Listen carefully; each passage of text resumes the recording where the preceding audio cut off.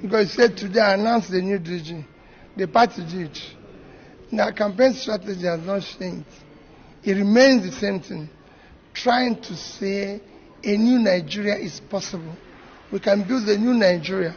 We can build a new Nigeria where Nigerians are happy, where Nigerians have a means of livelihood and live in their nation, hopefully that things will get better. Because hope is what drives every process. Today we have a sense of hopelessness. Like I said earlier, that people live in an IDP camp in their country. It shouldn't be. Once they remain in IDP, we are in IDP. And you have seen a series of bad news all over the place.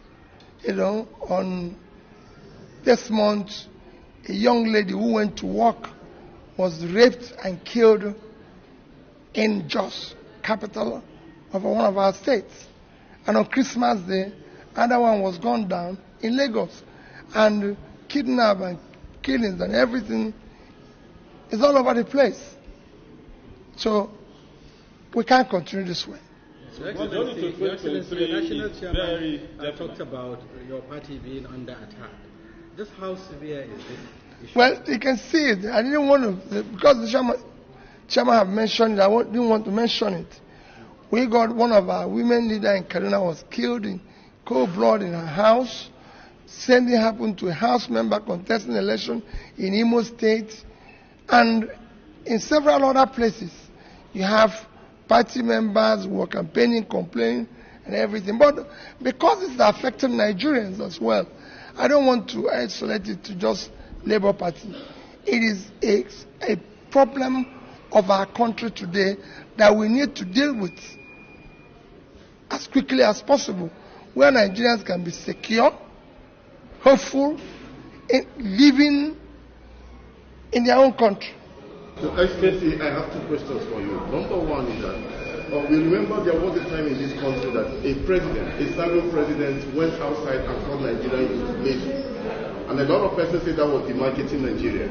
Now today you have said that Nigeria is more or less an IDP camp because Nigerians are living in IDP camps in their own country. One, some persons will consider that demarcating. The other leg of the question is, if you consider these days both, it places you more or less at a disadvantage ahead of the 2023 general election. What is your reaction? Which poll? These days. They didn't say poll, they say projection. Go and read it. Okay. Projection is different from poll. Poll is when you ask actual people. Projection is when you imagine. So it's two different things. On the youth. So on the youth, and what you said, there are two different things. I didn't say Nigerians are lazy. I didn't say they're unproductive. I never use that word. Nigerians are very hard-working people. Nigerians want opportunity to work. Nigerian youth are energetic and talented and can compete with youth globally. I've been in that space. What I say is that as long as Nigerians are suffering, every Nigerian is suffering. You can't be a rich man in a poor environment. So if somebody, I said, as long as they're home, if they're not in their houses, Nigeria is not in their houses. That's not the marketing. Because I've said it before. As long as there's insecurity in the Northeast, there's insecurity in Nigeria. As long as there's insecurity in the Northwest, there's insecurity in Nigeria. As long as there's insecurity in Southeast, there's insecurity in Nigeria. The same thing. Just like I always say, at this present, if you say, yes, the highest number of people without job are in the North. The highest number of out-of-school children in the North. But Nigeria has the highest number of jobless people. It doesn't matter where they reside, because they're Nigerians. And the job of government is to care for all. The highest number of out-of-school children is Nigeria. It doesn't matter where they come from, because they're Nigerians. The same thing is what I said about IDP. It's not the same as classifying that they're lazy. So I will never demarcate Nigeria. More by volunteers.